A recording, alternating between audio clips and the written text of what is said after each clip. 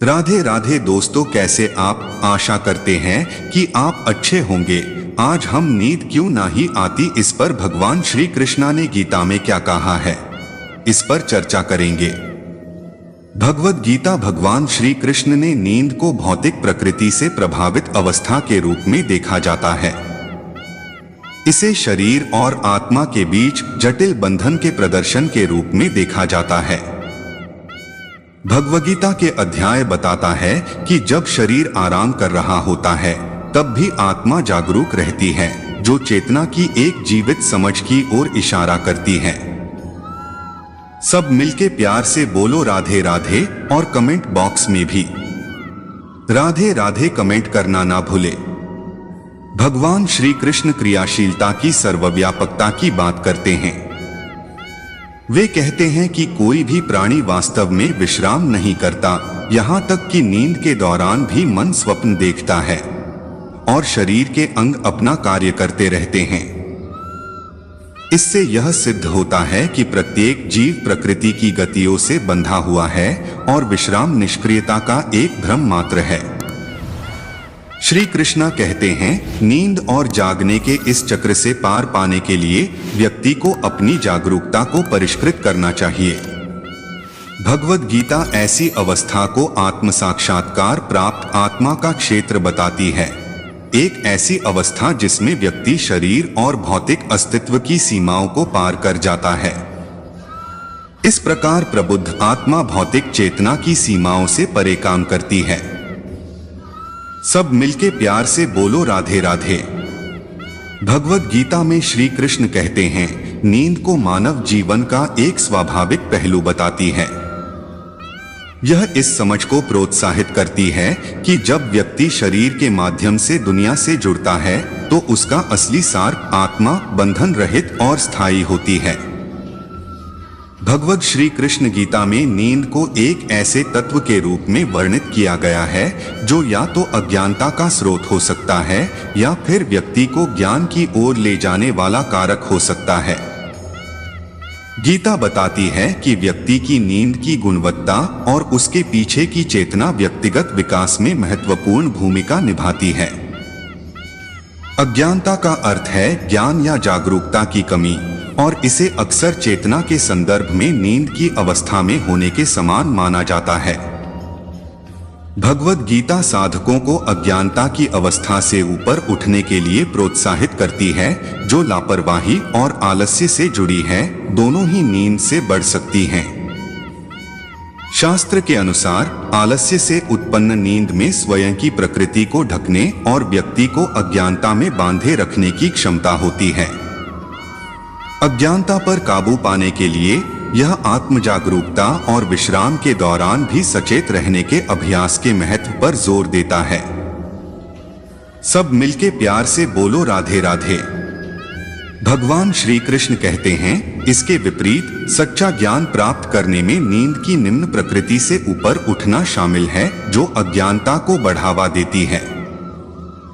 भगवद गीता एक स्पष्ट मार्ग का वर्णन करती है, जहां चेतना नींद से प्रेरित अज्ञानता की स्थिति से ज्ञानोदय की ओर विकसित होती है। यह परिवर्तन एक ऐसी यात्रा है जहां व्यक्ति नींद का उपयोग भागने के लिए नहीं बल्कि कायाकल्प और चिंतन के समय के रूप में करना सीखता है। ऐसा करने से वे ज्ञान की खेती करते हैं और अपने मन को ज्ञान के साथ जोड़ते हैं, बजाय इसके कि नींद को पूरी तरह से अचेतन होने दें। अंततः जीवन की दिव्य प्रकृति को समझकर व्यक्ति नींद को अस्तित्व के एक अन्य पहलू के रूप में देख सकता है, जहां चेतना आराम से सतर्कता में पनप सकती है, विकास और सीखने को बढ़ावा दे सकती है। भगवान श्री कृष्ण भगवद गीता में बताती है कि नींद 3 गुण तम, रज और सत्व से कैसे प्रभावित होती है। प्रत्येक गुण में अलग अलग गुण होते हैं जो व्यक्ति की आराम की अवस्था को आकार देते हैं। श्री कृष्णा कहते हैं, तमस अंधकार और जड़ता से जुड़ा हुआ है। जब तमस हावी होता है तो नींद अत्यधिक हो सकती है और व्यक्ति को अज्ञानता में डुबो सकती है, जिससे जागने पर सुस्ती और भारीपन की भावना होती है। यह एक कोहरे में लिपटे होने जैसा है, जहां व्यक्ति स्पष्टता और प्रेरणा पाने के लिए संघर्ष करता है। सब मिलके प्यार से बोलो राधे राधे। श्री कृष्णा कहते हैं, राजस जुनून और सक्रियता, इसके विपरीत रजस जुनून और गतिविधि को प्रेरित करता है। यह व्यक्ति को कार्य करने के लिए प्रेरित करता है, जिसके परिणामस्वरूप बेचैनी या बाधित नींद हो सकती है। रजस से प्रभावित व्यक्ति खुद को जागते हुए, भविष्य की योजना बनाते हुए या पिछली घटनाओं पर विचार करते हुए पा सकता है। श्री कृष्णा कहते हैं, सत्व पवित्रता और ज्ञान, अंत में सत्व की विशेषता शुद्धता और संतुलन है। यह शांतिपूर्ण और तरोताजा नींद को बढ़ावा देता है, जो ज्ञान और जागरूकता के लिए आवश्यक है।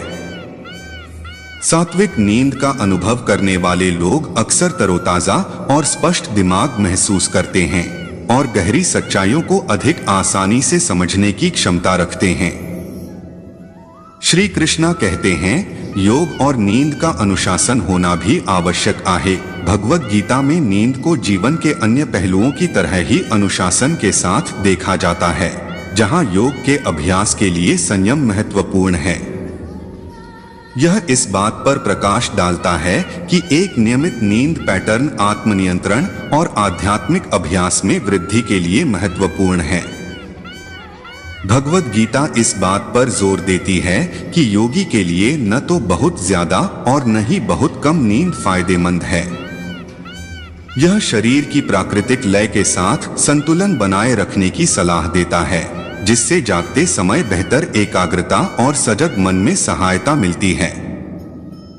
मन के अनुशासन को बनाए रखने के लिए नींद में संयम जरूरी है, जो योगिक यात्रा का एक अभिन्न अंग है। श्री कृष्ण कहते हैं, आत्मनियंत्रण योग अभ्यास का एक महत्वपूर्ण पहलू है और इसमें व्यक्ति की नींद की आदतों पर नियंत्रण शामिल है। गीता सुझाव देती है कि नींद को नियंत्रित करना मन की शक्ति का प्रयोग करने का एक रूप है, जो व्यक्ति के योग आसन अभ्यास को मजबूत कर सकता है। नींद के पैटर्न को अनुशासित करके व्यक्ति अपनी एकाग्रता और ध्यान बनाए रखने की क्षमता को बढ़ाता है, जो ध्यान संबंधी अभ्यासों और समग्र कल्याण के लिए महत्वपूर्ण है। सब मिलके प्यार से बोलो राधे राधे। भगवद गीता ईश्वर प्राप्ति की ओर एक परिवर्तनकारी यात्रा प्रस्तुत करती है।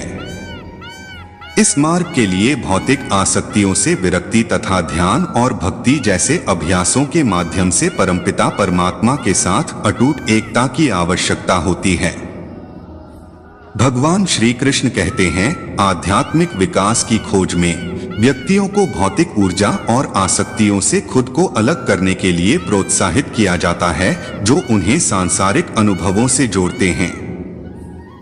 गीता इस बात पर जोर देती है कि भौतिक संस्थाओं से लगाव निर्णय को धुंधला कर सकता है और आत्मा के विकास में बाधा डाल सकता है। ध्यान और आत्मचिंतन के अभ्यास के माध्यम से व्यक्ति अवलोकन करना सीखता है और फिर धीरे धीरे इन आसक्तियों को छोड़ता है, शुद्ध चेतना की स्थिति के करीब पहुंचता है। श्री कृष्णा कहते हैं, भक्ति सर्वोच्च भगवान के साथ एकता को बढ़ावा देने में एक महत्वपूर्ण भूमिका निभाती है। यह केवल पारंपरिक अर्थों में पूजा के बारे में नहीं है, बल्कि इसमें एक गहरा व्यक्तिगत संबंध शामिल है, जहां व्यक्ति अपनी इच्छा को ईश्वरीय इच्छा के साथ जोड़ता है। दृढ़ भक्ति और ध्यान में अटूट ध्यान के माध्यम से ही व्यक्ति अपने भीतर सर्वोच्च भगवान को महसूस कर सकता है, ईश्वर साक्षात्कार प्राप्त कर सकता है और जन्म और मृत्यु के चक्र से परे जा सकता है। सब मिलके प्यार से बोलो राधे राधे। भगवद गीता संतुलित जीवन जीने के बारे में अंतर्दृष्टि प्रदान करती है, जिसमें नींद सहित सभी गतिविधियों में संयम पर विशेष जोर दिया गया है।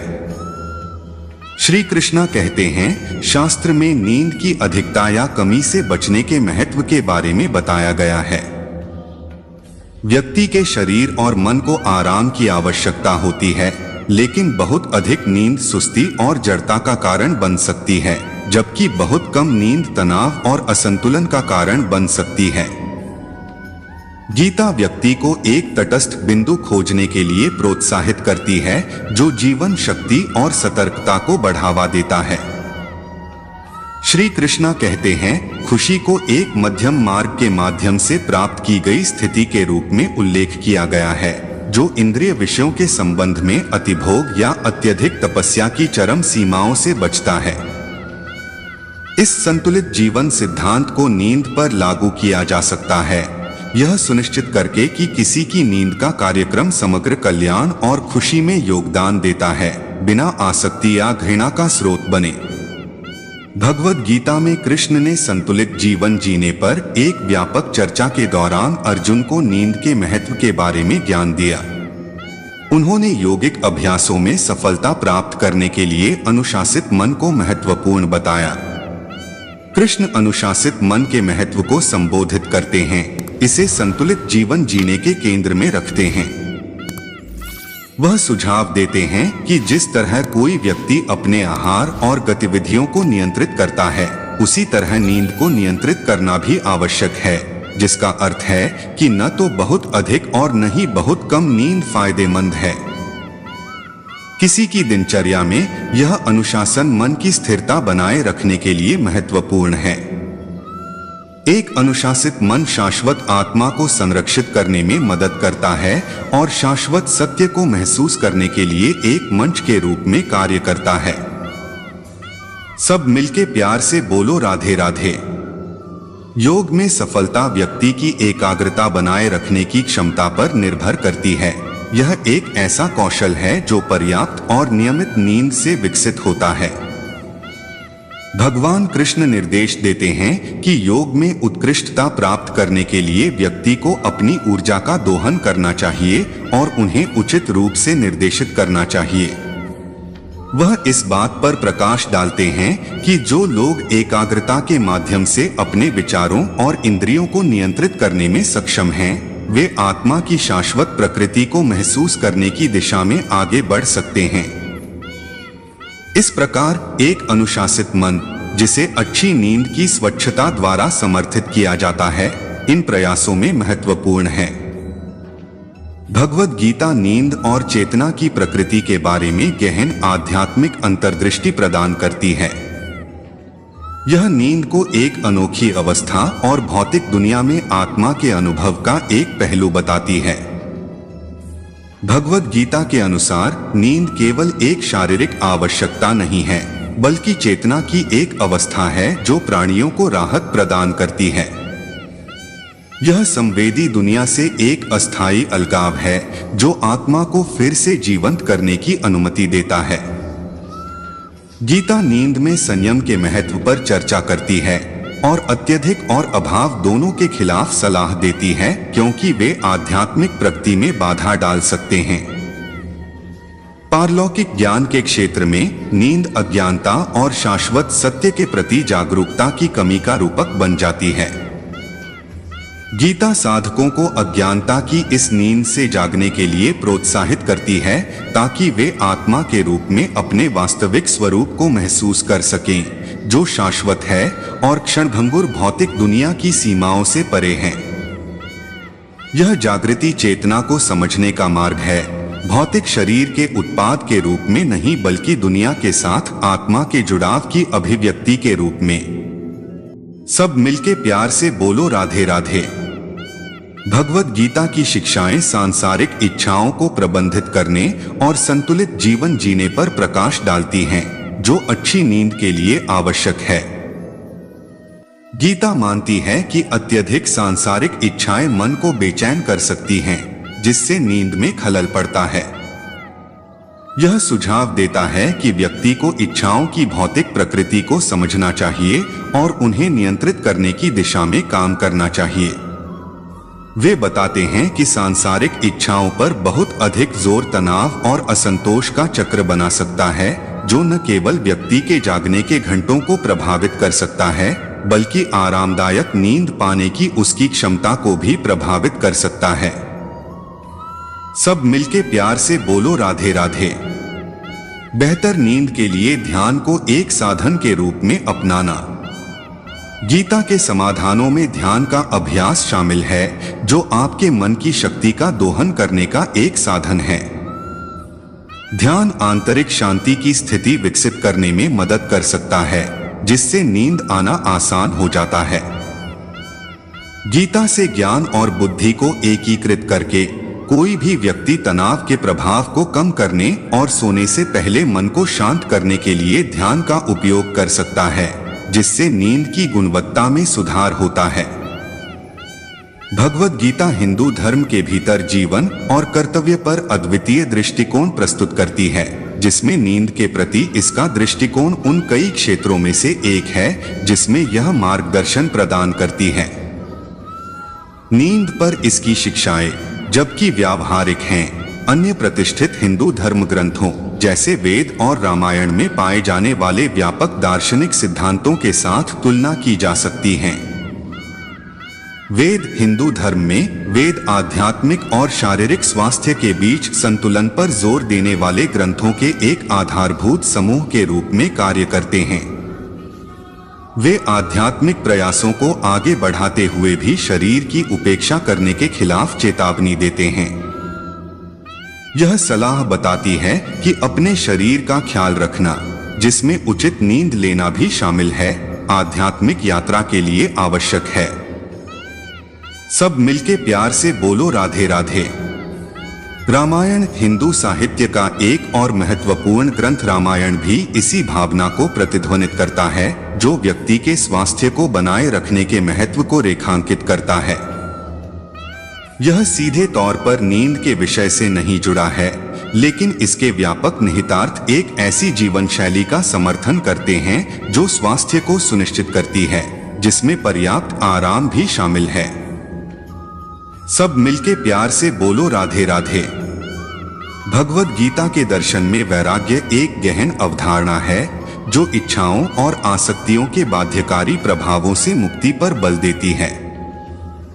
श्री कृष्ण ने गीता में स्पष्ट रूप से कहा गया है कि दुख की जड़ अक्सर व्यक्ति की इच्छाओं और भौतिक दुनिया से लगाव में होती है।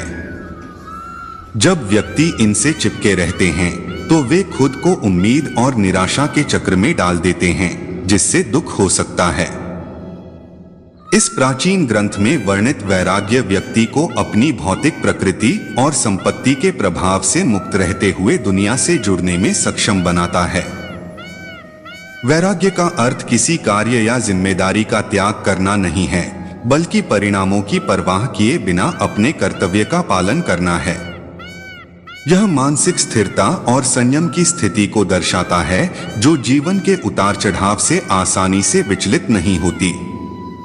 यह सिद्धांत व्यक्ति को सफलता और असफलता में संभाव रखने के लिए प्रोत्साहित करता है, जो जीवन के अपरिहार्य उतार चढ़ाव के बीच आंतरिक शांति और संतोष बनाए रखने के लिए आवश्यक है। भगवद गीता में आंतरिक शांति प्राप्त करने के लिए संभाव ही कुंजी है। यह अवस्था लाभ और हानि या सुख और दुख जैसे विपरीतताओं के बीच निरंतर उतार चढ़ाव से परे है। गीता सिखाती है कि व्यक्ति को जीवन के भौतिक परिणामों से अनासक्त रहना सीखना चाहिए, चाहे उन्हें अच्छा माना जाए या बुरा। यह व्यक्ति की आंतरिक स्थिरता की तुलना एक चट्टान से करता है, जो सम्मान और अपमान, सुख और दुख जैसे द्वैत की हवाओं के बीच स्थिर रहती है। सच्ची आंतरिक शांति प्राप्त करने के लिए व्यक्ति को इस बात से विचलित नहीं होना चाहिए कि उसे सोना मिले या पत्थर। प्रत्येक व्यक्ति को मित्र, शत्रु और तटस्थ पक्षों के साथ समान व्यवहार करने का प्रयास करना चाहिए, जिसमें वैराग्य और संभाव का समावेश हो। सब मिलके प्यार से बोलो राधे राधे। यह संतुलित अवस्था उदासीनता नहीं है, बल्कि जीवन की अस्थायी प्रकृति की गहन समझ और इन विपरीत युग्मों से परे स्थित दिव्य आनंद के साथ जुड़ाव है। कहा जाता है कि इस स्तर की समता प्राप्त करके व्यक्ति दैनिक जीवन की आपाधापी से अप्रभावित होकर शांति से सो सकता है। भगवद गीता जीवन के विभिन्न पहलुओं पर गहन अंतर्दृष्टि प्रदान करती है, जिसमें नींद का महत्व भी शामिल है। यह संतुलित जीवन शैली को प्रोत्साहित करती है, क्योंकि नींद शरीर के आराम और कायाकल्प के लिए आवश्यक है। अध्याय 6 श्लोक 16 में व्यक्ति सीखता है कि संयम ही कुंजी है, क्योंकि अत्यधिक या अपर्याप्त नींद व्यक्ति की योग के मार्ग पर प्रगति में बाधा डाल सकती है, जो अनिवार्य रूप से ईश्वर प्राप्ति और शाश्वत आत्मा को समझने के उद्देश्य से आध्यात्मिक अभ्यास है। हिंदू धर्म शरीर को आत्मा के लिए एक वाहन के रूप में देखता है, यह सुझाव देते हुए कि भले ही व्यक्ति केवल भौतिक शरीर नहीं है, लेकिन जब तक आत्मा उसके भीतर रहती है तब तक उसका ख्याल रखना एक कर्तव्य है। गीता से लिया गया यह दृष्टिकोण आध्यात्मिक प्रयासों का समर्थन करने के साधन के रूप में शरीर के रखरखाव पर प्रकाश डालता है। यह इस विचार को रेखांकित करता है कि व्यक्ति के कार्य, यहाँ तक कि आराम करते समय भी आत्म साक्षात्कार और ईश्वर के साथ मिलन के अंतिम लक्ष्य में योगदान देना चाहिए। सब मिलके प्यार से बोलो राधे राधे। संक्षेप में, नींद पर भगवद गीता की शिक्षाएं जीवन के अभ्यासों में आवश्यक नाजुक संतुलन की याद दिलाती हैं। वे सुझाव देते हैं कि किसी व्यक्ति की शारीरिक भलाई आंतरिक रूप से उसकी आध्यात्मिक यात्रा से जुड़ी हुई है और इसलिए दोनों का पोषण किया जाना चाहिए। यह प्राचीन ग्रंथ निरंतर व्यक्तियों को उच्चतर आत्म के साथ संतुलन और संरेखण की खोज में मार्गदर्शन करता है। सब मिलके प्यार से बोलो राधे राधे और कमेंट बॉक्स में भी राधे राधे कमेंट करना ना भूले।